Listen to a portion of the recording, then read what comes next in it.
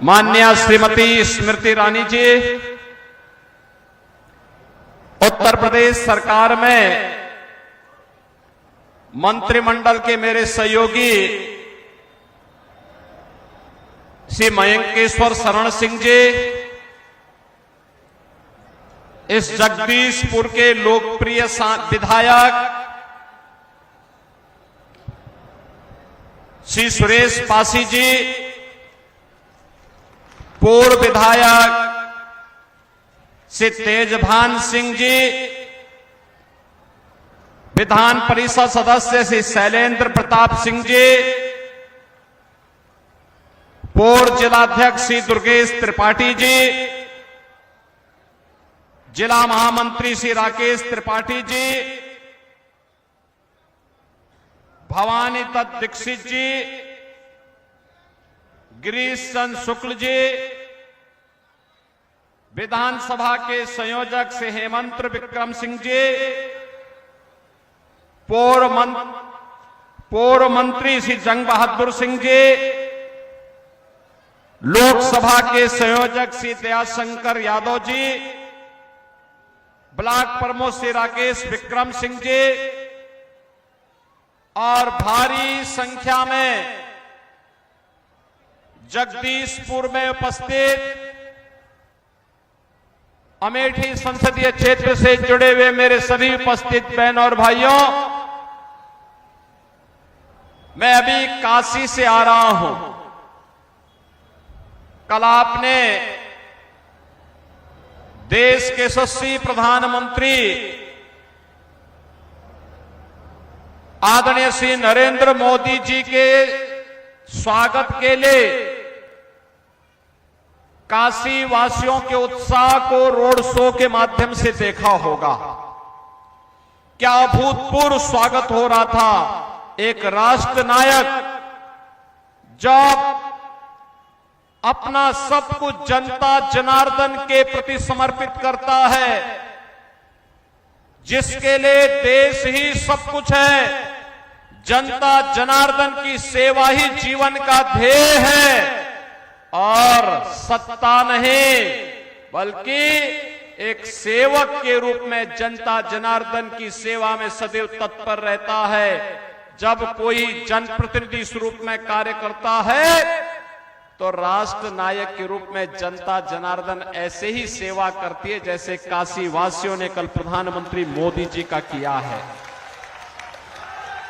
लाखों लोग 3 घंटे तक उस रोड शो में हिस्सेदार बने रहे प्रधानमंत्री मोदी जी के साथ। 5 बजे से रोड शो शुरू हुआ था, रात्रि 8 बजे संपन्न हुआ और जनता जनार्दन 12 बजे से ही वहां पर खड़ी रही प्रधानमंत्री जी के स्वागत के लिए। बहनों और भाइयों, काशी वासी इसलिए भूत हैं क्योंकि काशी को एक नई काशी बनाने, जो व्यक्ति 10 वर्ष पहले काशी गया होगा आज काशी जाएगा तो काशी को पहचान नहीं पाएगा, क्योंकि सब कुछ तो अलग है। जो गली थी आज 2 लेन और 4 लेन की सड़क है। जहां झूलते हुए तार थे आज अंडरग्राउंड केबलिंग है। जहां पर जर्जर घाट थे, गंदगी से सने हुए घाट थे, आज चमकते हुए काशी के घाट हैं। जहां पे नालियां बदबूदार थी आज वहां पे शुद्ध जल बह रहा है, क्योंकि एसटीपी से वहां की सारी गंदगी को हटा करके आज वहां पर शुद्धता का, स्वच्छता का, सुंदरता का एक नया मानक बना करके वहां पर देवालय हो, वहां शिक्षालय हो, वहां पर चिकित्सालय हो, वहां के कोई भी केंद्र हो। आज अगर आपको देखना हो काशी में जाकर के देखिए, मोदी जी ने 10 वर्ष में करके दिखा दिया कि काशी कैसे होनी चाहिए, संसदीय क्षेत्र कैसे होना चाहिए। और जैसे काशी के लिए किया ऐसे देश के लिए मोदी जी ने किया। बहनों और भाइयों, एक प्रधानमंत्री मोदी जी, एक प्रधानमंत्री मोदी जी, उन्होंने काशी को चमका के रख दिया। और एक अमेठी में भी तो आपने प्रधानमंत्री चुना था, क्या दिया अमेठी को? जिला मुख्यालय तक नहीं दिया, कनेक्टिविटी भी नहीं दी। 4 लेन की बात तो दूर, 4 लेन की कनेक्टिविटी एक्सप्रेसवे के माध्यम से तब आपके पास आई जब यही सुरेश पासी और मयंकेश्वर सिंह मेरे पास आए थे। उन्होंने कहा कि एक्सप्रेसवे को हमारे यहां से लेकर के चले जाइए, तो हमने कहा जरूर जाएंगे। जब स्मृति ईरानी जी ने हमें कहा कि नहीं, मेरे क्षेत्र को भी एक्सप्रेसवे के साथ जुड़ना चाहिए, मैंने कहा क्या होगा इससे? उन्होंने कहा उससे होगा क्या कि हमारे जगदीशपुर वासी यहाँ के जो नौजवान हैं, इन नौजवानों को नौकरी अपने घर के पास मिल जाएगी, वहां पे औद्योगिक क्षेत्र विकसित होगा और किसान की जमीन का दाम कई गुना बढ़ जाएगा। बहनों और भाइयों, तब आपको एक एक्सप्रेसवे मिल पाया। मेडिकल कॉलेज नहीं बन पाया था। आज भाजपा की सरकार आपकी अमेठी में मेडिकल कॉलेज का निर्माण कर रही है, जिला मुख्यालय का निर्माण हमारी सरकार कर रही है, पुलिस लाइन का निर्माण हमारी सरकार कर रही है, डिस्ट्रिक्ट कोर्ट का निर्माण हमारी सरकार कर रही है। हर घर नल की योजना के साथ यह भारतीय जनता पार्टी की केंद्र और राज्य के डबल इंजन की सरकार करा रही है। और यही नहीं, जो पेशेवर गुंडे और अपराधी थे, उन गुंडों और अपराधियों का इलाज भी यही सरकार कर रही है। और बहनों और भाइयों, मुझे कहने में संकोच नहीं, यहां के लोग तो 1 जून 2 जून भूखों रह सकते हैं, लेकिन राम को नहीं भूल सकते, राम को नहीं भूल सकते, क्योंकि अवध क्षेत्र है। यहां के तो रोम रोम में राम बसे हैं, राम के बगैर उनका कोई काम ही नहीं है। ऐसे लगता है जैसे रामलला से उनका रिश्ता पुश्तैनियों परिवार का रिश्ता है, और ये परिवार का आपका जो रिश्ता है, यही रिश्ता आज भारतवासी भी प्रभु राम के साथ जुड़े हुए हैं। आप जिनको पहले चुनते थे, वे राम को नकारते थे, राम को अपमानित करते थे, राम के बारे में गलत टिप्पणी करते थे, हमारे ही वोट से हमारे खिलाफ, हमारी ही आस्था के खिलाफ बयानबाजी करते थे, हमारे वोट से चुना जाते थे और अमेठी के बाहर जाते थे, अमेठी के लोगों को कोसते थे। हमारे वोट से चुने जाते थे, देश के अंदर सरकार बनाते थे और आतंकवाद को फिर हमारे रामलला पर हमला करने के लिए आतंकवादियों को प्रेरित करते थे। हमारे वोट से चुने जाते थे और जनता जनार्दन के लिए आने वाली योजना में डकैती डालते थे। हमारे वोट से चुने जाते थे और हमारे ही विकास में रोड़ा बना करके बैरियर लगाने का काम करते थे। बहनों और भाइयों, पहली बार देश देख रहा है मोदी जी के नेतृत्व में, देश सुरक्षित है, दुनिया के अंदर सम्मान बढ़ा है, विकास के बड़े बड़े कार्य हो रहे हैं, highway, railway, metro, IIT, IIM, triple IT, AIIMS, Raebareli का एम्स मोदी जी ने दिया। और अब तो अमेठी में दुनिया की जो सबसे अच्छी राइफल AK-203 क्लास्कोप की ये जो राइफल है, दुनिया की अब की सबसे अच्छी राइफल है, जो रसिया के साथ मिलकर के भारत बना रहा है। यह अभी अमेठी में मोदी जी ने लगा करके उसका उद्घाटन भी किया। ये कांग्रेस और समाजवादी पार्टी के लोग यहां के नौजवानों के हाथों में तमंचे पकड़वाते थे। हमने यहां के नौजवानों के हाथों में टैबलेट दिया है, टैबलेट, और देश की सुरक्षा के लिए आपके जिले को क्लास्कोप श्रेणी की AK-203 राइफल देकर के आज भारत के जवानों के हाथों में जब ये राइफल होती है तो पाकिस्तान भी थर्राता है, दुश्मन भी थर्राता है, वह भी थर्राता है, उसको भी भय होता है। और तभी तो पाकिस्तान बोलता है ना, जब मजबूत सरकार होती है और राइफल आपकी अमेठी में बनती है, अब दुश्मन भी क्या बोलता है, अगर पटाखा जोर से फट जाए ना, कहता नहीं नहीं मैंने नहीं किया, मेरा हाथ नहीं है इसमें, वो पटाखा फट रहा है। पहले एक कांग्रेसी क्या बोलते थे, समाजवादी पार्टी के लोग पहले जब उन्हें समर्थन करते थे तब वो क्या कहते थे, कोई आतंकी घटना घटित होती थी, कहते थे आतंकवादी सीमा पार के। अरे सरकार कैसी, जब वो समस्या का समाधान न कर सके। मेरा ये मानना है, मोदी जी का मानना है, सरकार किसी समस्या के लिए, समाधान के लिए ना नहीं कह सकती। अगर जनता जनार्दन कह रही है कि यहां पुल बनना है, हर हाल में बनना है, उसको बनना ही है।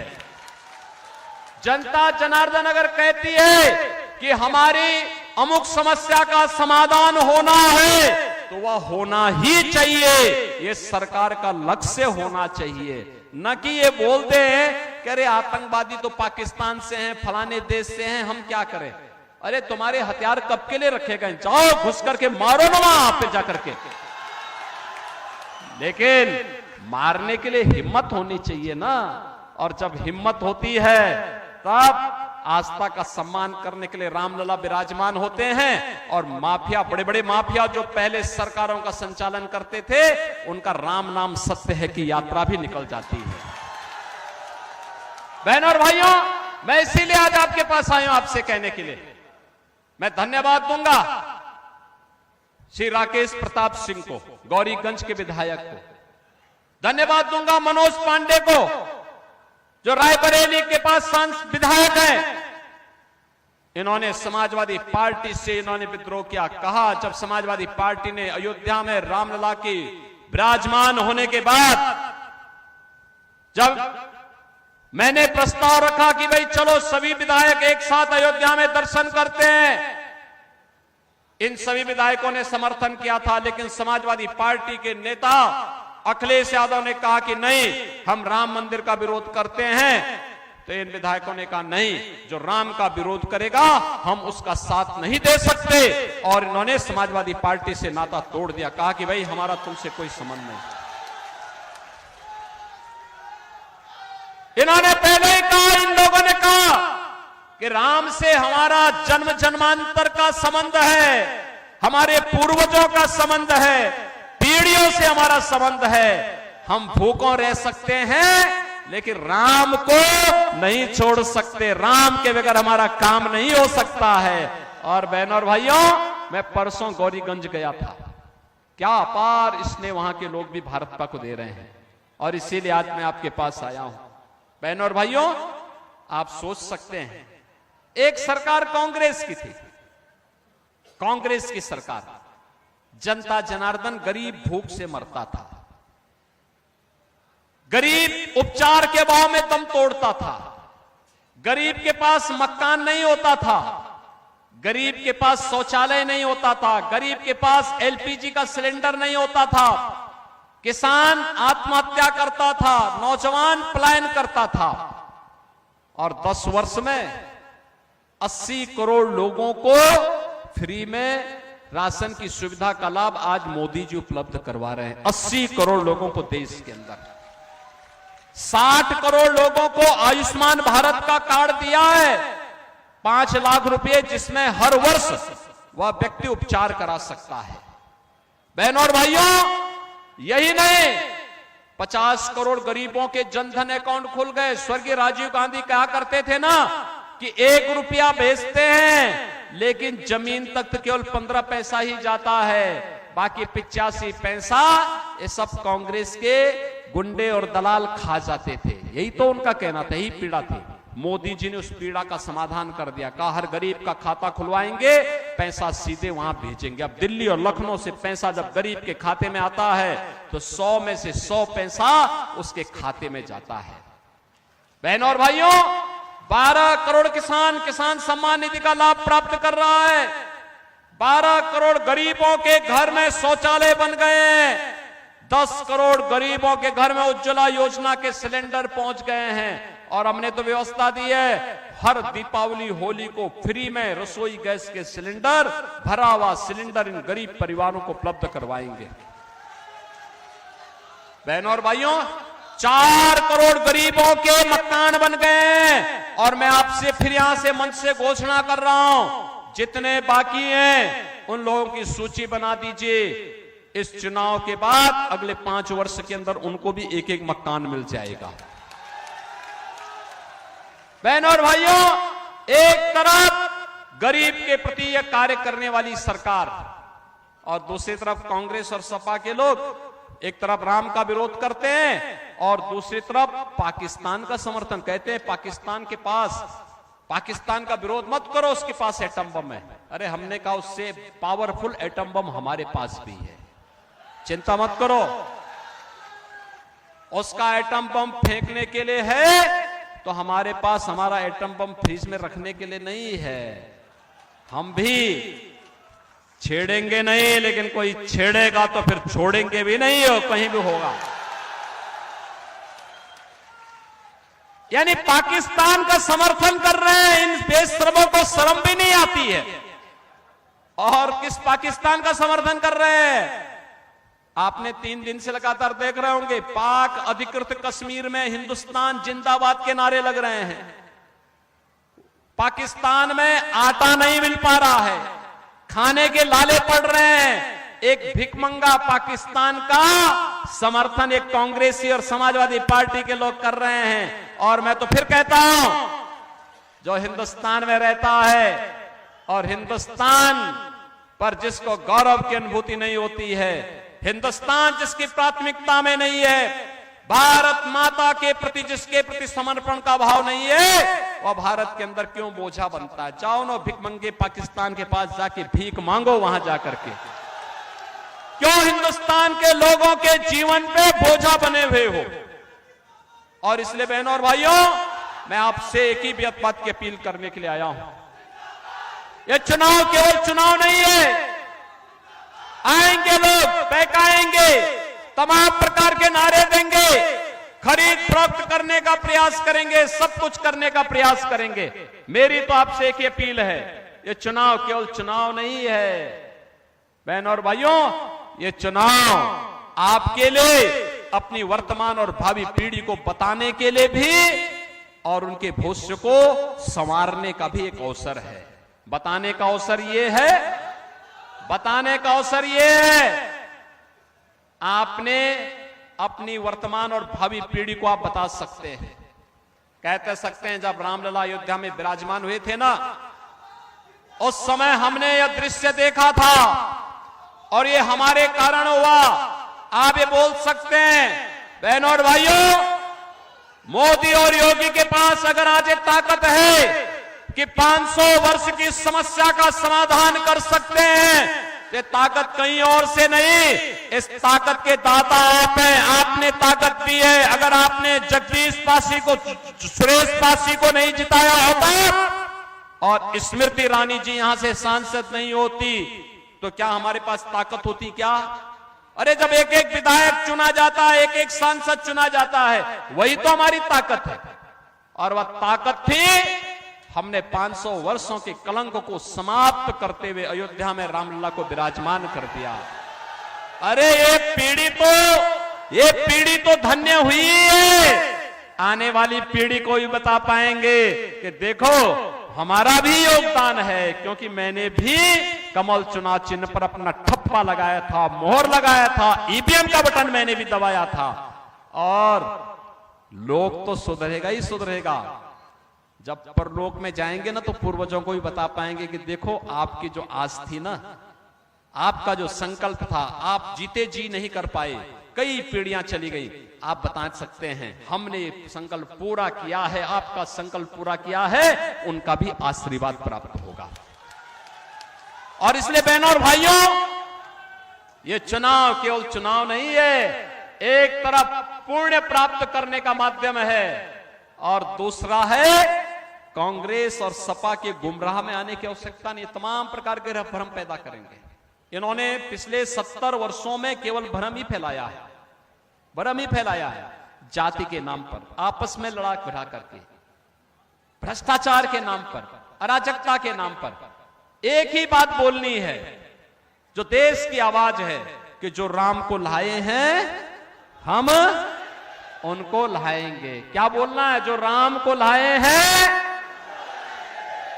और क्यों लाएंगे? बोलना आत्मनिर्भर और विकसित भारत के लिए। हमने अपना जीवन व्यतीत कर लिया मेहनत से, परिश्रम से, पुरुषार्थ से। अब समय आ गया है जब हमारा देश दुनिया का नेतृत्व करेगा और मोदी जी दुनिया को नेतृत्व देंगे। इस लक्ष्य के साथ हमें कमल चुनाव चिन्ह पर बीजेपी को वोट देना है। और इसीलिए बहनों और भाइयों, मैं आपके पास आया हूं आपसे कहने के लिए, यहां से कांग्रेस के शहजादे राहुल गांधी आए हैं राहुल गांधी के प्रतिनिधि चुनाव लड़ने के लिए आए हैं। आप सोचो क्या कर पाएंगे वो?